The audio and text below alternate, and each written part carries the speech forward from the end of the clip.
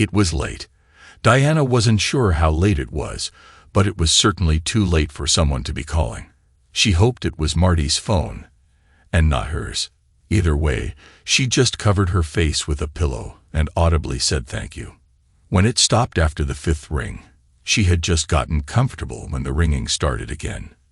"Darn it," she yelled as she opened her eyes again. "Martin," answered your darn.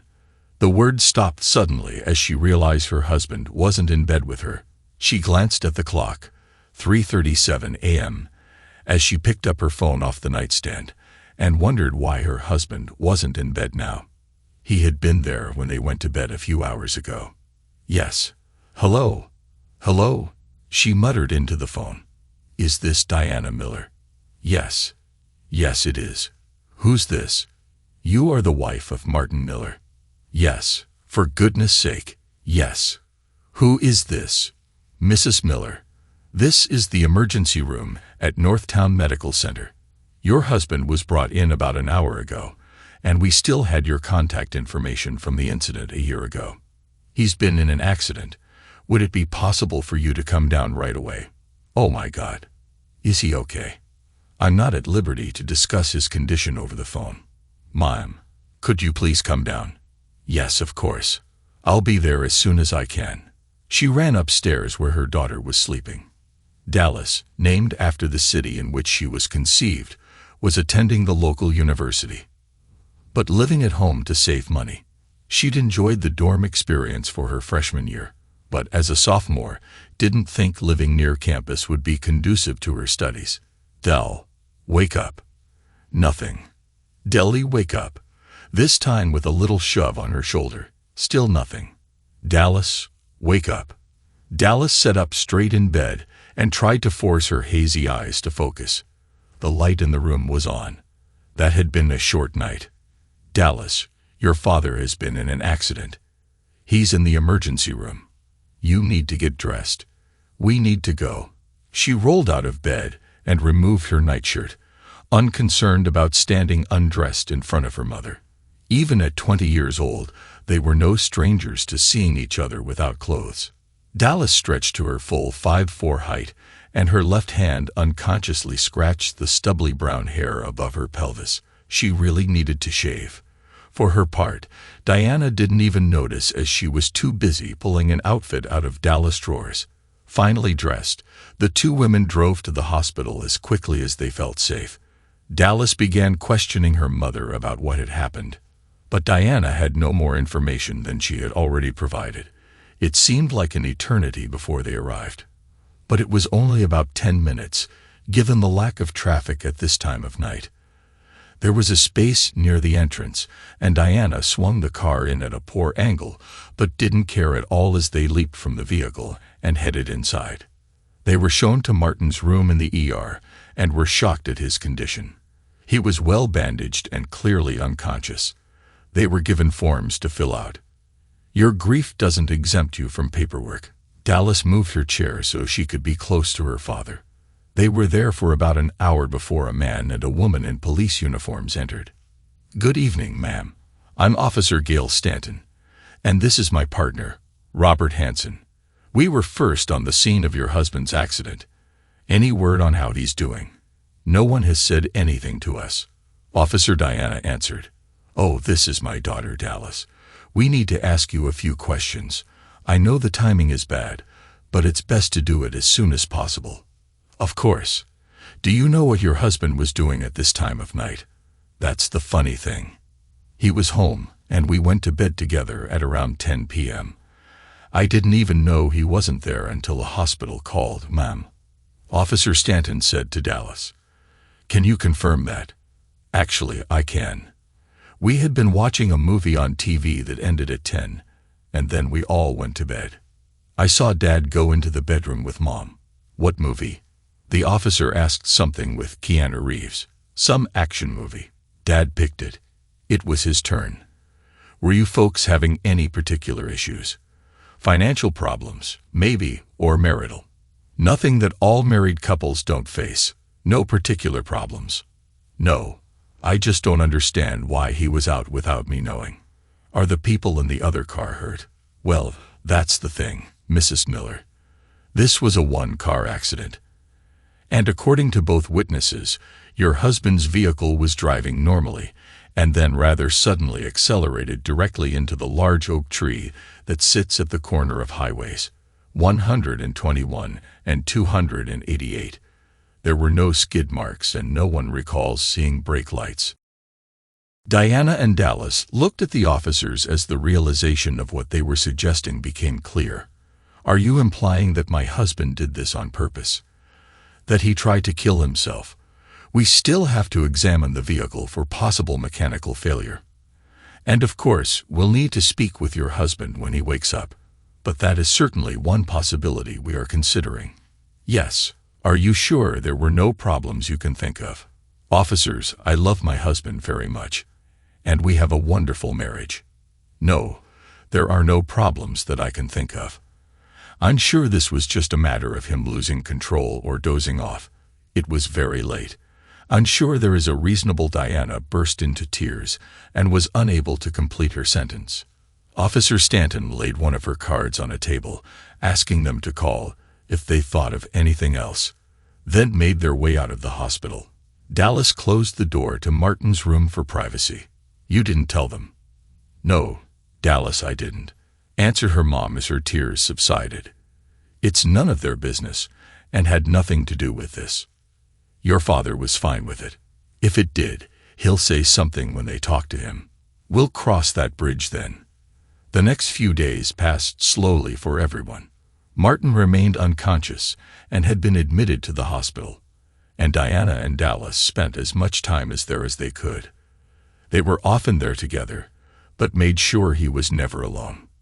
Fortunately, Diana knew Martin's boss and called him to let him know what happened and that he would be missing work.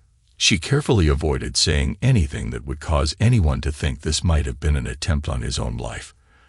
The accident had taken place on Saturday night, Sunday morning, and Martin eventually started to show signs of waking on Wednesday morning. By that afternoon, his eyes were open, though with all the medical equipment attached to him, he couldn't do much more than look around.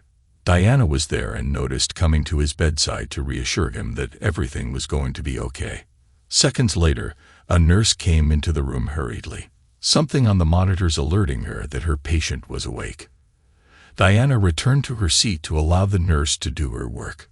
Soon, more medical personnel came into the room to check on Martin. Diana took the opportunity to step outside to call Dallas, to let her know her father had woken up. Dallas did not answer, so she left a voicemail. Soon, much of the medical paraphernalia was removed. Martin's left arm had been broken, but he was right-handed and did not expect it to hinder him too much. His throat was raw from the tube, so he was given a whiteboard so he could communicate. The nurse read the message and asked him if he was certain. Martin nodded his head. The nurse quickly went into the hallway while tests continued.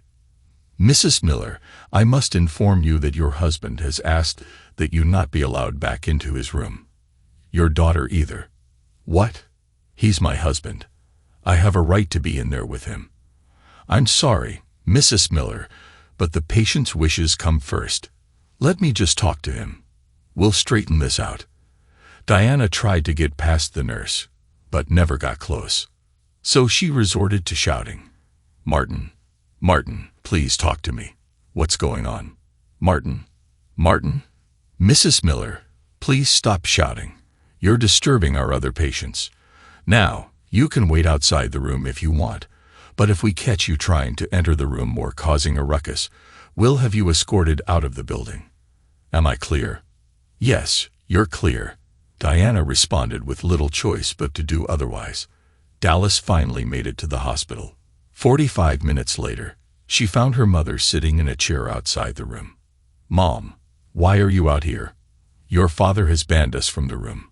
Both of us. I mean, I can see why he banned you, but why me? What does that mean? And why did it take you so long to get here? I had just woken up when Bradley stopped by to see how I was doing. You were with your boyfriend instead of being here for your father. Sorry, ma'am, but he was still unconscious when I left, replied Dallas, her tone suggesting she felt no remorse. This has been very stressful, and I needed to relax. It worked quite well. For what it's worth, when you can, you should call. No, Dallas, I'm not going to do that. And let's not talk about that right now. It's disrespectful. The irony made Dallas chuckle. There was a knock on the door, followed by the entry of a tall, very attractive brunette. She was dressed professionally, but not like a doctor, though her badge gave her away as a staff member. Good morning, Mr. Miller. I'm Dr. Lassiter, one of the hospital's mental health specialists. How are you feeling? As well as can be expected, I suppose. It had been 9 days since the accident. He had regained the ability to talk. The whiteboard. A thing of the past. He'd asked about when he might be released and could never get a straight answer. Until now, the hospital has asked me to spend some time speaking with you. Would that be all right? Do I have a choice? Not if you want to go home anytime soon. I do have to clear you to be released, the shrink replied, a bemused smile on her face. Then let's get this going. Dr. Lassiter pulled one of the chair over to the bedside and sat crossing her long legs. She took a few minutes to review the file she was carrying. Okay, so you were brought in a little over a week ago, following an accident that involved you and a large tree. I also see that you've banned your wife and daughter from visiting, and I suspect those things are somehow related. Got it. In one, Martin replied, she'd been cheating on me. Unfortunately, not a rare occurrence these days, though it rarely leads to this kind of reaction. Is there more to it? Martin went silent for several minutes. He didn't really want to talk about this, especially with a pretty female doctor. He wondered if they had a guy, a really old guy he could talk to. Dr. Lassiter waited patiently. This was not the first time she'd had to wait for someone to get themselves to start talking. Her patience was rewarded. I was suffering from depression, I guess. Nothing that was diagnosed or anything. I was just, well, like I said, depressed about anything in particular, or just in general. I couldn't. I haven't been able to get an erection since. In a little over a year since the previous accident. Right. Of course, she knew she probably had his whole medical history in her hands. She just wanted to make him say it right. It wasn't even a bad accident. I was in the back seat, my boss in the passenger seat and his boss driving. We got hit from behind. There were no airbags or even very much damage, but I hadn't been prepared for it. I got some whiplash and hit my head on the seat in front of me. I assume that's what did it. The report says you had a mild concussion and the whiplash. The doctor interjected. My doctors couldn't explain it. None of the drugs worked even a little bit. They ran a bunch of tests, some more than once. And the best explanation I got was that something had happened and part of my brain was damaged. So you were unable to perform intimately, which led to your wife eventually becoming dissatisfied with your marital relations, which in turn led to her seeking companionship elsewhere. This ultimately affected you deeply and led to the events of that evening. Is that about right? In a nutshell, yes. And how long was it before your wife took that step? 7 or 8 months, I guess. We tried addressing the issue through conversation and purchased some devices for simulation. You know, the intimacy. I understand how it works, Mr. Miller. I've been intimate before. Of course. Sorry. I'm just a little uncomfortable. Anyway, that was okay at first, but we were still hoping my ability would come back. We talk about staying in bed all weekend. Really? Have a good time. That never happened. Of course. Eventually it went on so long that she decided to get her needs taken care of elsewhere. Did she discuss this with you beforehand? No. I found out about it when I came home from work early. A tired cliche, I know. And not only was she home with her lover, but my daughter and her boyfriend were at it too. They were doing it as a group, Dr. Lassiter asked, the shock evident in her voice. No, thank God. Diana and Bill were in the bedroom in Dallas and Brad were in the living room. That's how I found out that my wife was cheating on me and my daughter knew about it and apparently approved. Which explains why your daughter was banned as well. Yes. Oh, and if I didn't mention this before, Bill is Brad's father. We knew him casually before as our daughter's boyfriend's father. I found out later that it was Dallas that suggested Bill to her mother. That's another strike. Did you confront them? Not right then. Maybe if Dallas hadn't been there, I would have confronted Diana. But I'd already seen more of my daughter than I wished to. I left and waited until that night. How did that go? Not what I expected. She was sorry, I found out, but made it clear that if I was unable to take care of her, she would have it done by someone else. And she preferred a regular partner, as she put it, to having to find someone new every time. Bill was unattached and had similar needs, so he was her choice. What did you do? What could I do? She was right about my inability to handle matters. It wasn't her fault that I couldn't fulfill my role. So she took the necessary actions. What if, hypothetically, she had asked you beforehand? Would you have agreed? You know, I've thought about that a lot. And part of me wanted to say I would have been agreeable because I loved her and wanted her to be happy. But I don't think I would have been okay with it. We made vows. We made promises, and one of those was in sickness or health. I wouldn't have done it to her, so I couldn't be okay with her doing it to me. Obviously, she continued seeing him clearly once I became aware of the situation. She became less cautious. I can't determine if the frequency increased as I was unaware of their previous encounters, but whereas previously, such activities were confined to daytime hours while I was at work, now there were weekend errands that evidently included time with Bill. That must have been difficult. Difficult doesn't even begin to describe it. But again, I didn't think there was anything I could do. She deserved an intimate relationship, and I couldn't provide it. But the whole situation was devastating to me. Tell me about the night of the accident. We'd watched a movie on TV as a family. We still had those nights, those moments. I kept my pain. The emotional pain that is to myself. I guess that was a mistake, but I didn't want to burden Diana or Dallas. They kissed and hugged goodnight, while I got a good night from Dallas, as she walked in the other direction. I think that was the moment I realized she had totally lost respect for me as a father and as a man. I could hardly blame her since I didn't respect myself either. I got ready for bed as normal. Diana did the same. Everything was the same as it always was. Every night. The same thing. I waited for Diana to fall asleep, then got dressed and grabbed my wallet and keys. I went upstairs and peeked into Dallas's room. She was asleep too. I blew her a kiss and said goodbye. I went and got into my car.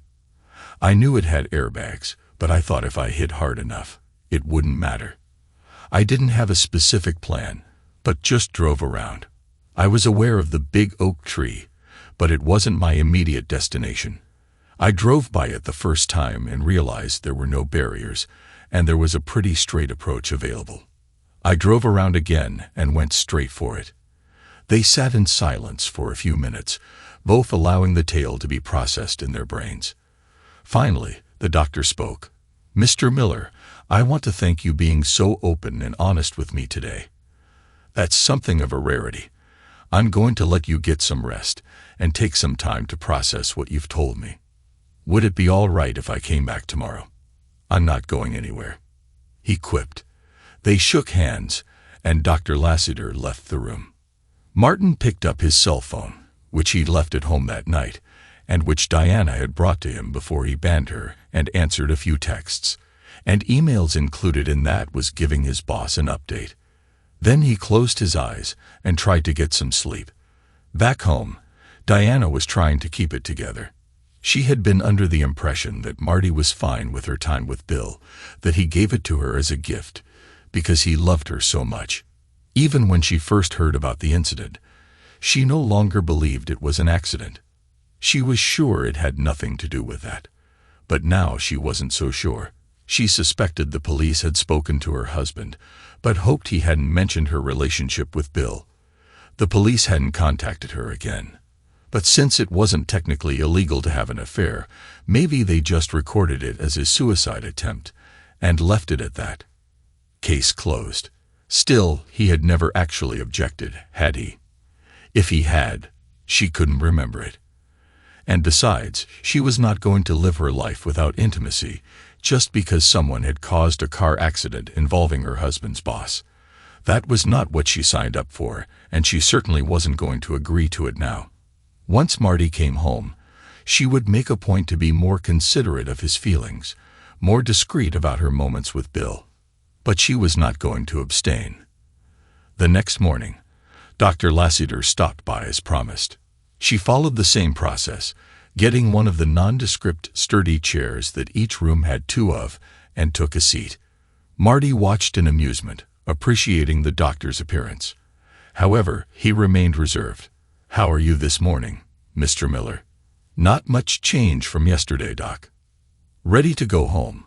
But I guess that's up to you." "Well, partially, but there is a 72-hour hold on you as required by state law. That didn't technically start until you, and I started our conversation yesterday. So 2 more days at least." "That's fine, Doc. At least the food here isn't half bad." "It's all bad." They quipped together, sharing a hearty laugh. "An oldie but goodie," noted Dr. Lassiter. "But I'm glad to see you making jokes." "Me too. It's been a while.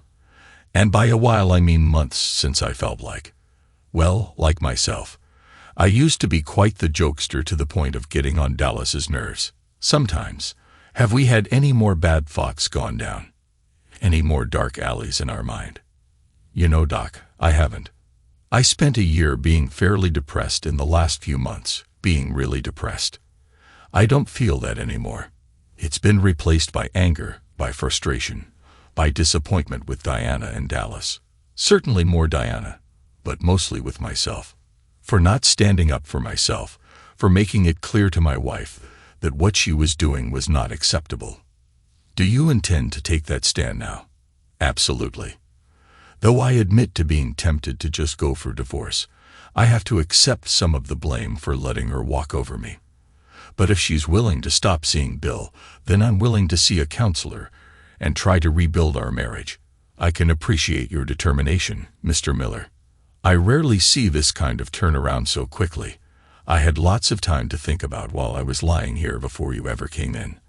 I appreciate you giving me the chance to voice it, to tell it to someone. It allowed me to focus my thoughts." "Excellent, Mr. Miller.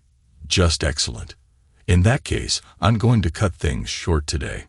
I have a few more patients than yesterday, so I can use the time. I will stop by tomorrow for one last chat. But I see no reason you won't be able to leave on schedule. I look forward to it, Doc." Diana and Dallas were there to pick him up when he was released. If he was going to try to rebuild things, he needed to start by behaving as if things were going to be rebuilt. There was still healing to be done. The airbags had been remarkably effective, far more so than Marty had anticipated. The worst of it was the concussion he got that required him to spend a lot of time resting and relaxing in the dark.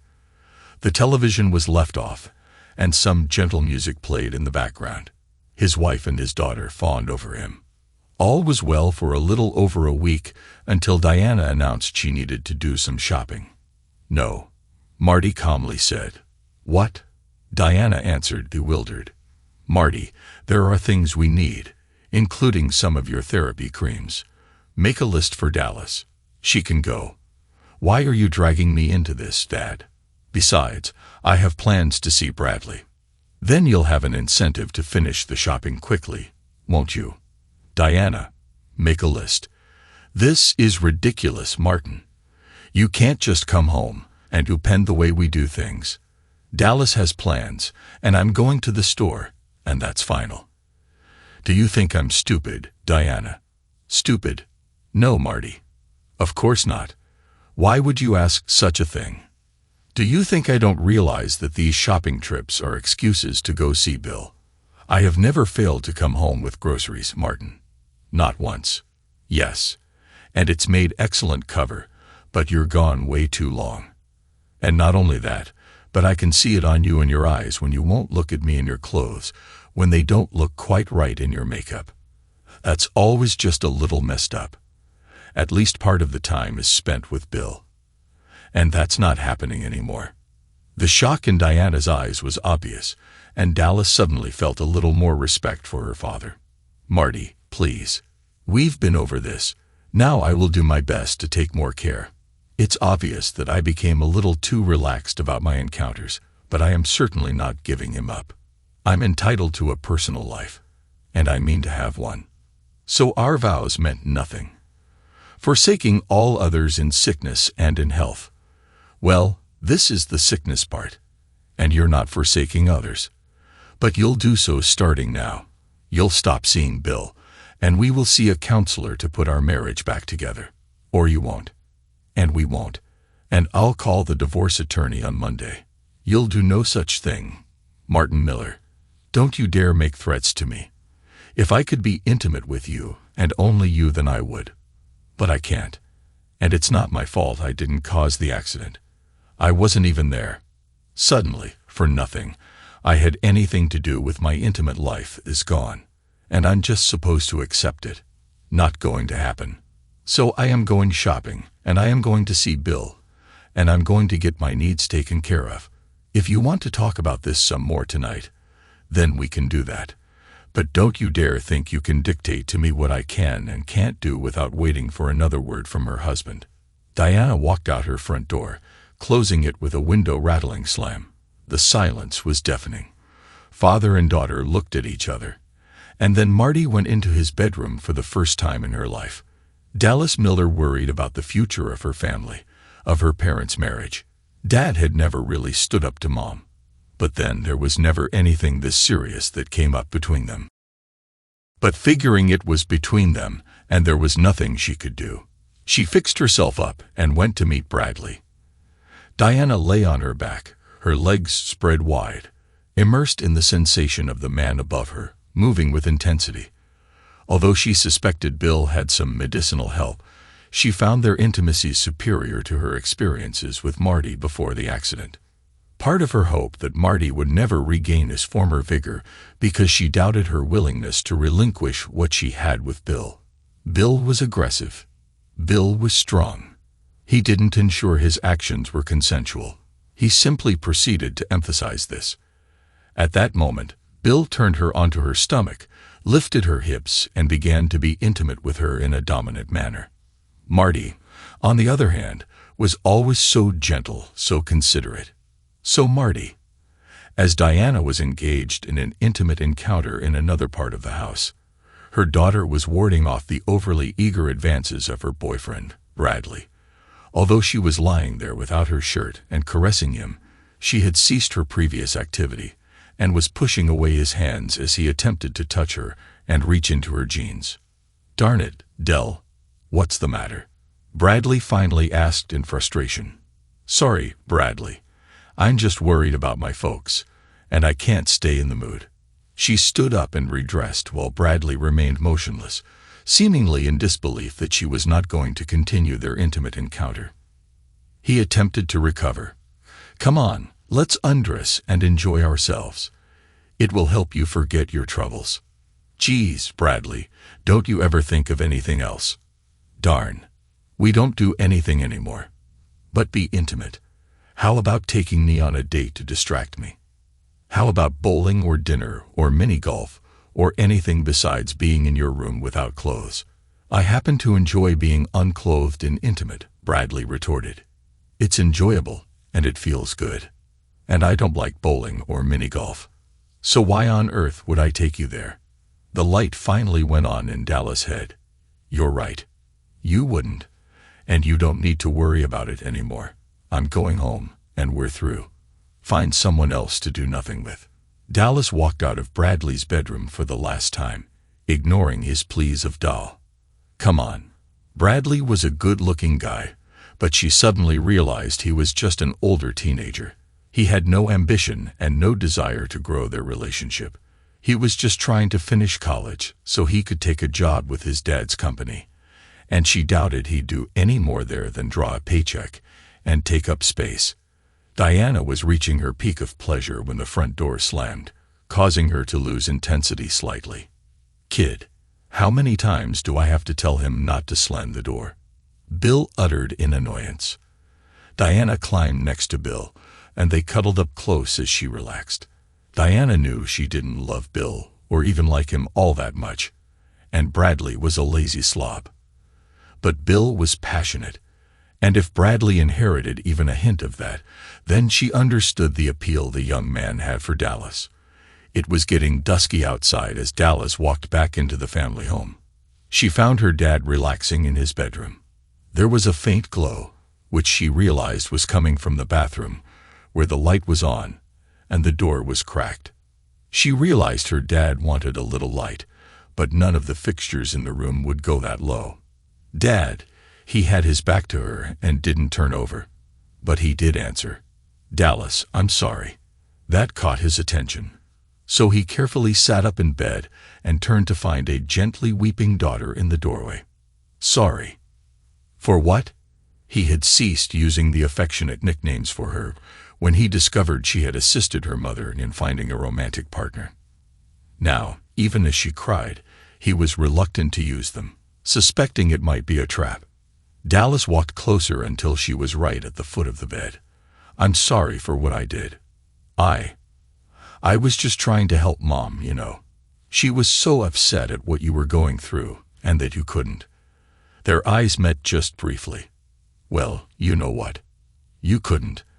And Bradley's dad had been experiencing the same emotions since Mrs. Coyle passed away. Bradley says his dad is always talking about how much he misses her, especially the closeness. "I thought they could, you know, comfort each other. I'm sorry to say I never considered how it would impact you. Is that why you acted as you did that night?" Marty was surprised by this sudden outpouring from his daughter. This might still be a trick, but he had to take her confession at face value. If he got fooled, hurt, tricked again, then so be it. "Mostly, I think I was pretty depressed anyway, just because I couldn't." "Well, you know what? I couldn't." Father and daughter caught each other's eyes again, this time sharing a brief smile. "But that's over now, Daly. I'm not going to do that again." "I hope not. I still need you. Are you going to divorce Mom?" "I haven't made any final decision, sweetheart, but I don't see any other result. If she won't stop seeing Bill. But keep that to yourself. She has to change because she wants to, not because she has to." "Okay, Dad, I'm going to head upstairs. Oh, I broke up with Bradley tonight."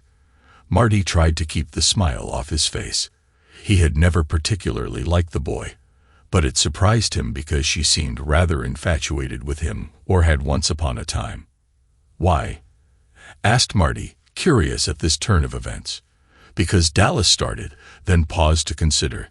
Because my daddy once told me that he wasn't good enough for me. And I finally realized he was right. I finally realized my daddy was right about a lot of things." A smile came to Marty's lips as he realized his little girl had grown up a lot today. Dallas walked over to her father and gave him a hug, and realized it was the first hug they had shared in a very long time. Finally, they pulled away, gave each other a smile. Then Marty watched Dallas silently leave the room and go upstairs. No sooner had Marty heard his daughter's bedroom door close than he heard the chirp of Diana remotely locking her car. The good feelings that had just filled him with joy were gone in an instant. He laid back down and closed his eyes. Moments later, Diana entered the bedroom. She had showered at Bill's, and Marty supposed it was better for her to return fresh, rather than carrying the scent of their recent intimacy. Though either way would have clearly indicated what Diana had been doing. "Can you help with the groceries, please? There's actually groceries," Marty quipped as he sat up. "Yes, Marty, I told you I was getting groceries. And I did." Marty hauled the bags in from the car and emptied them onto the counter. He noticed there were no refrigerated or frozen items. It was all to stock up the pantry. He also found the receipt, and the time stamp showed she had checked out of the grocery store nearly 2 hours ago.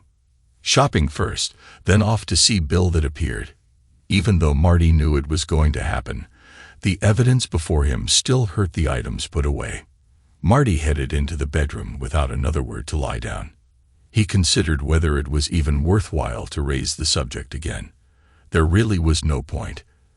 Diana had made it clear what she intended to do.